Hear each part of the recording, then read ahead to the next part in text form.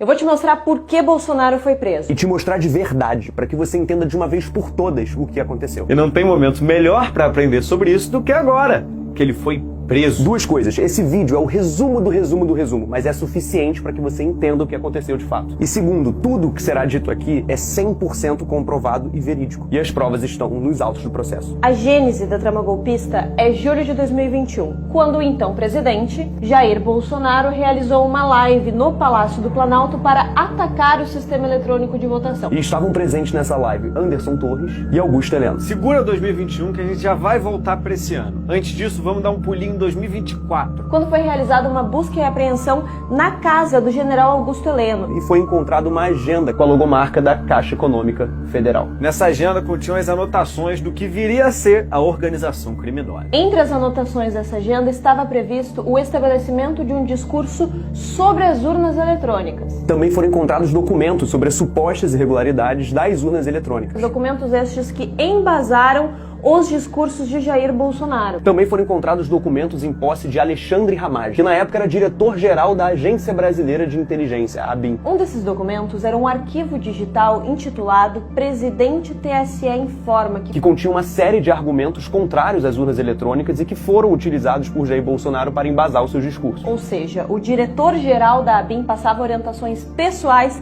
a Jair Bolsonaro. Um outro documento encontrado em posse de Alexandre Ramagem era o Bom Dia Presidente, que continha anotações para a criação de um grupo voltado a desacreditar as urnas eletrônicas. Um outro documento intitulado PR Presidente sugeria que o presidente da República, Jair Bolsonaro, utilizasse da estrutura da AGU, Advocacia Geral da União, para coagir a Polícia Federal a não seguir as ordens do STF que o grupo não julgasse pertinente. E o importante, todos esses arquivos estavam em plena conformidade com o que foi encontrado na casa do general Augusto Heleno naquela agenda da Caixa Econômica Federal. E todos estes arquivos foram compartilhados com Jair Bolsonaro. E tudo isso acontecia, e agora voltando para 2021, porque o cenário era esse aqui. O Bolsonaro estava caindo nas pesquisas, enquanto o Lula, o outro candidato, estava subindo. E por mais que eles dissessem não acreditar nas pesquisas eleitorais, todo esse planejamento para desacreditar o processo eleitoral era justamente porque eles sabiam da grande chance de que Bolsonaro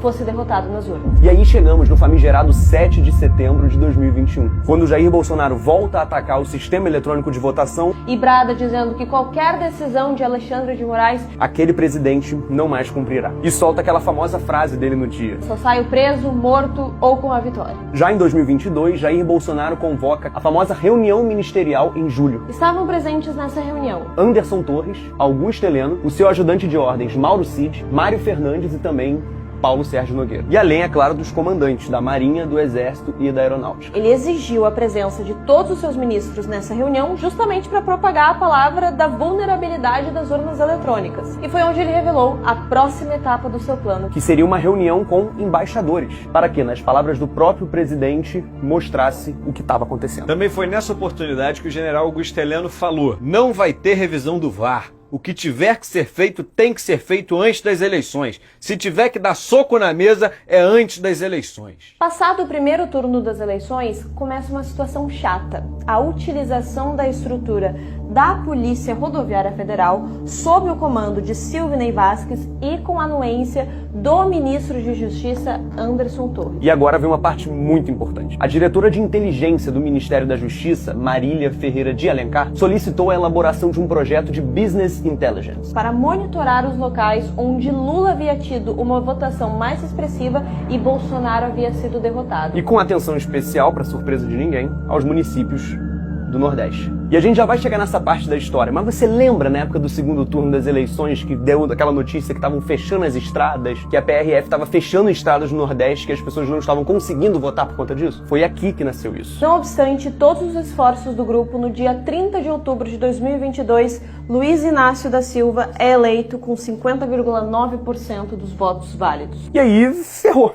eles tinham perdido. O uso da narrativa das fraudes nas urnas eletrônicas não foi suficiente para que a alta cúpula permanecesse no poder pelas eleições, mas ela viria a ser muito útil para a tentativa do grupo permanecer no poder sem ser pelas eleições. E aqui que começa a execução do golpe, de fato. Foi aí que começaram as convocações nas redes sociais para um levante contra o Estado Democrático de Direito, seguido por um fechamento das rodovias em diversos pontos do país e a instalação de acampamentos em frente às unidades militares. Lembra desses acampamentos? É neles que os bolsonaristas clamavam por intervenção militar. Tudo isso aconteceu sem que em momento algum fosse identificado qualquer fraude nas urnas eletrônicas. Mas então beleza, já temos o acampamento em frente aos quartéis, só que ainda falta alguma coisa. Falta alguma prova, por mais falsa ou verdadeira que seja, para que ela fosse utilizada como justificativo para uma intervenção. Para só aí com essa prova em mãos e buscar apoio dos militares. E isso eles não tinham ainda. Portanto, agindo mais uma vez de má fé, a organização criminosa preparou um material que viria a ser divulgado pelo influenciador argentino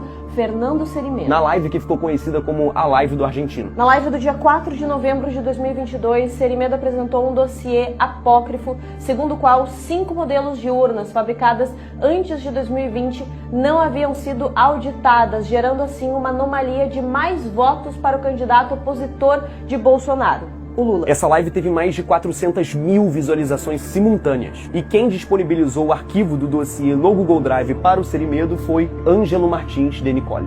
Mauro Cid, em sua delação, afirmou que De Nicole integrava um grupo de pessoas empenhadas em encontrar fraude nas urnas. O grupo em questão, entretanto, admitiu posteriormente não ter encontrado nenhuma fraude. Inclusive, em 2021, o TSE instituiu a Comissão de Transparência Eleitoral para ampliar a transparência na fiscalização das eleições. E o TSE fez isso exatamente pelo tanto que se falava de fraude nas urnas pelos bolsonaristas, para mostrar que as urnas eram de fato seguras. Dentre as instituições públicas escolhidas para integrar essa comissão estavam as Forças Armadas, que ao final da comissão deveriam elaborar um relatório apontando eventuais irregularidades que fossem identificadas nesse processo. E isso foi proposital. Era como você chegar e entregar as chaves das urnas eletrônicas exatamente para quem tá te acusando de fraude e falar: se tem fraude, cara, procura aí.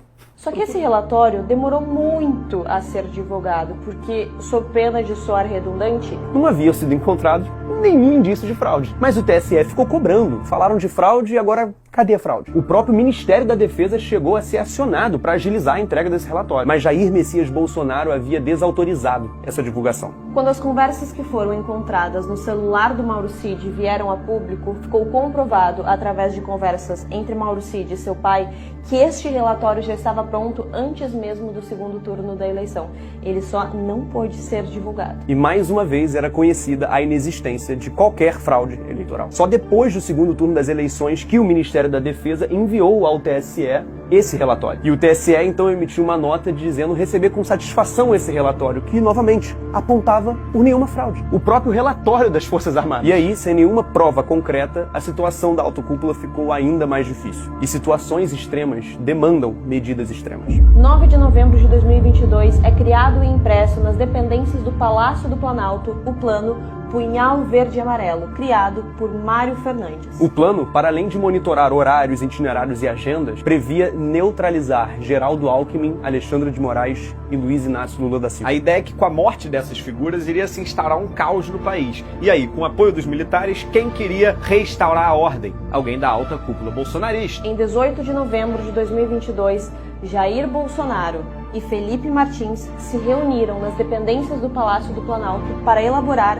justamente o decreto do golpe. Com o decreto em elaboração, era necessário garantir a adesão do alto comando das Forças Armadas, e quem ficou encarregado dessa tarefa foram os kits pretos. E daí nasceu a Carta ao Comandante do Exército de Oficiais Superiores da Ativa do Exército Brasileiro, que serviu como um instrumento de pressão à alta cúpula das Forças Armadas. Esse documento foi vazado para Paulo Figueiredo, que não é meu parente e na época trabalhava na Jovem Pan. Ele tinha uma alta capacidade de adesão no meio militar, justamente por, diferente de mim, ser neto de um dos principais ditadores da ditadura militar brasileira, João Figueiredo. Numa transmissão realizada no dia 28 de novembro de 2022, ele expôs o nome dos 3 militares que estavam se posicionando contra uma ação mais contundente das Forças Armadas. Em dezembro de 22, Felipe Martins finalmente entrega a versão final da minuta do golpe para Jair Bolsonaro, incluindo diversos considerandos, como por exemplo a suposta influência do poder judiciário no poder executivo que justificaria um estado de exceção, decretando no final a realização de novas eleições. E então, com a minuta em mãos e com a pressão dos Kids Pretos e de Paulo Figueiredo nos militares, Jair Bolsonaro inicia a fase de reuniões com os militares de alta patente